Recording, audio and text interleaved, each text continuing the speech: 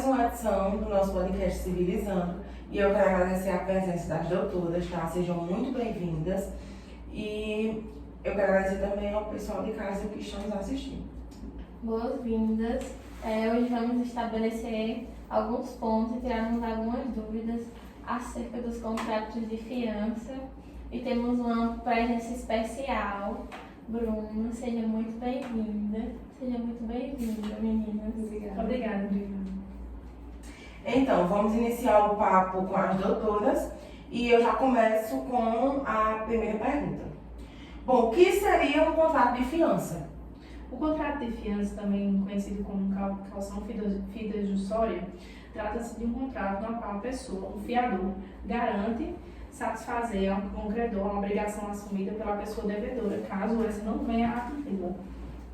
E de qual tipo de contrato é a fiança? Segundo o artigo 819, é sempre escrito, trata-se de um contrato acessório onde não se admite interpretação extensiva. É um contrato formal, não solene e unilateral.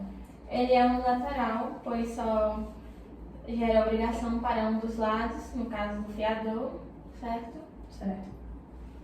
Mas é um contrato gratuito ou sofre alguma perda patrimonial? Em regra, esse tipo de contrato é gratuito, porém pode haver uma hipótese de se tornar oneroso no caso de estipular um valor em caso de risco.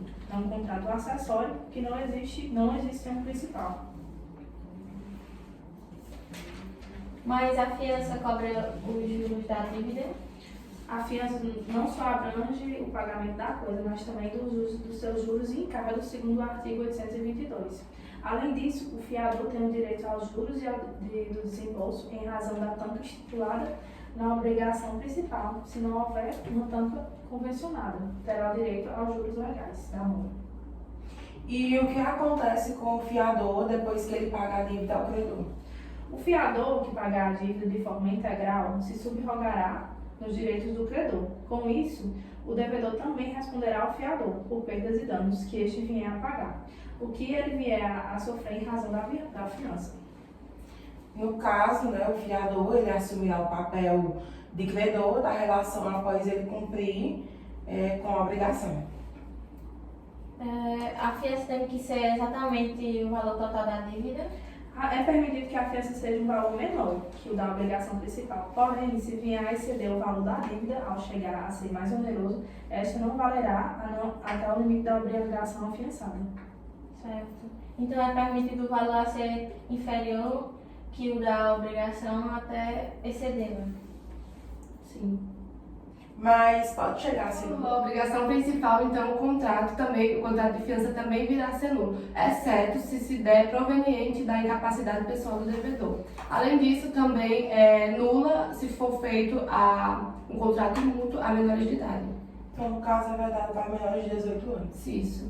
Eu tenho uma pergunta. Por exemplo, eu sou casada. Eu preciso da permissão do meu marido para prestar fiança? Bom, aí depende também do regime de comunhão de bens que se encontra. No caso, se for do regime de separação absoluta, então não é necessária a autorização do cônjuge, mas é nula caso seja outro tipo de regime. Certo, mas eu sou casada em comunhão parcial de bens. Então é necessária a autorização do cônjuge. O contrato ele pode ser adiado?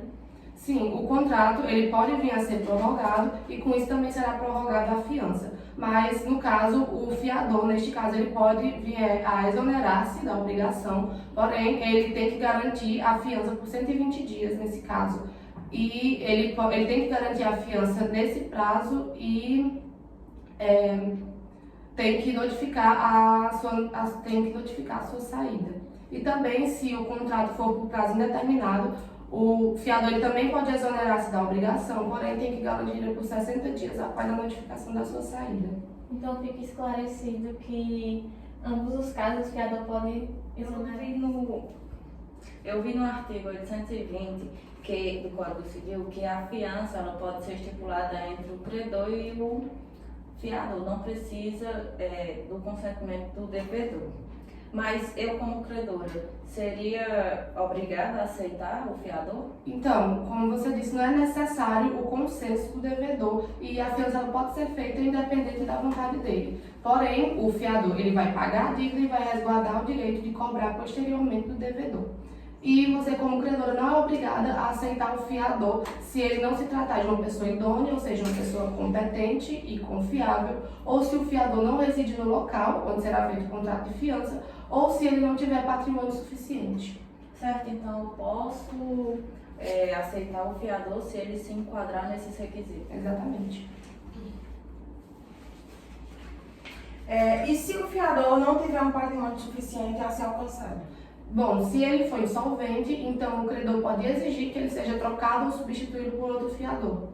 Então, possivelmente, né, entrará outro fiador, o qual se encontrará solvente. Isso. A doutora Candice falou no início que se trata de garantia fidejussória. Isso. O que significa?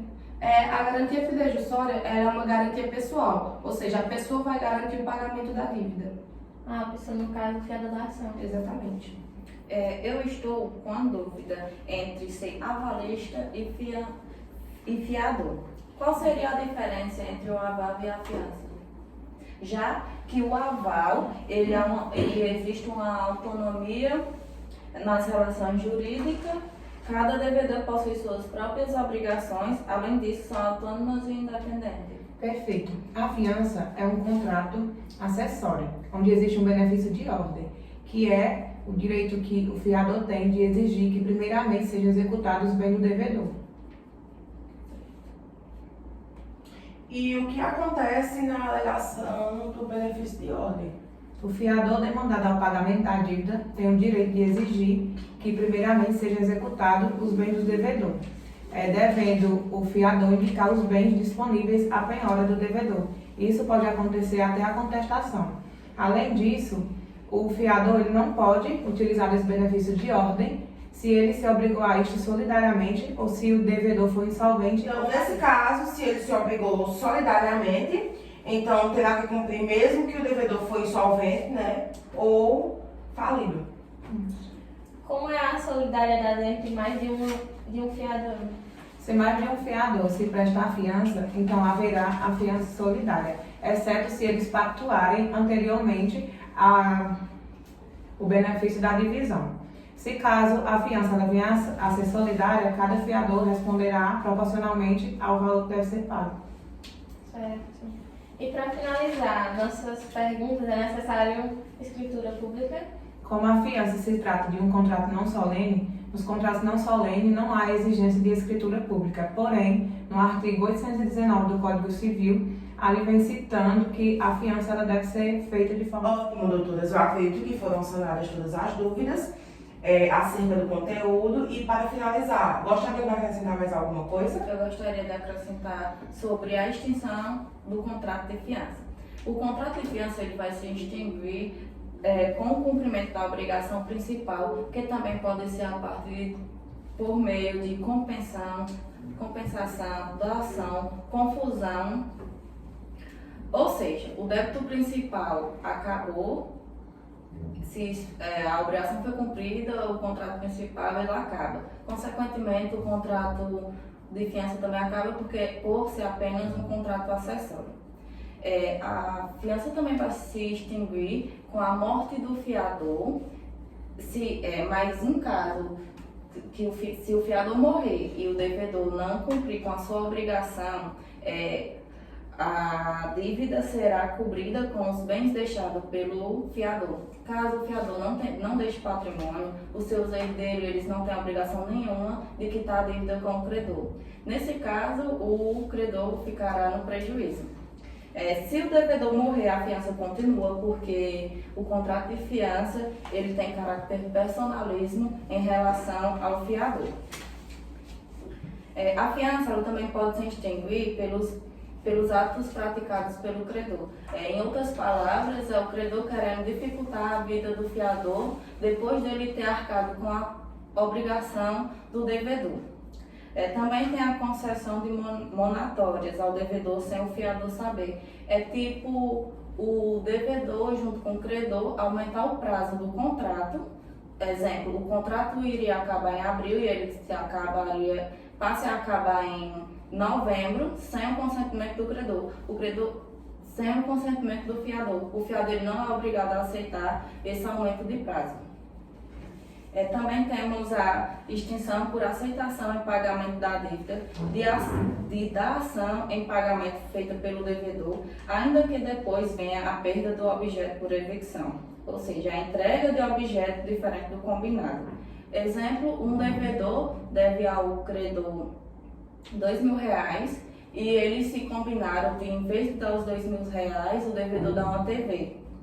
Só que meses depois, o dono verdadeiro da TV aparece e quer sua TV de volta. O credor devolve sua TV e o devedor passa a dever os R$2.000 anterior. Nesse caso, o fiador não tem obrigação nenhuma de validar a fiança anterior antes de ter feito essa troca. Muito obrigada, Bruna, pela sua contribuição. Espero que você consiga ter sucesso e na sua futura prestação de contrato de fiança. Obrigada. E assim encerramos o nosso podcast. Eu quero agradecer, né, mais uma vez a presença de todos e também a todos que estão nos assistindo. E eu espero que todos tenham absorvido muitas informações acerca desse assunto e conseguido, né, agregar o seu conhecimento. Então tenham todos um bom dia e muito obrigada.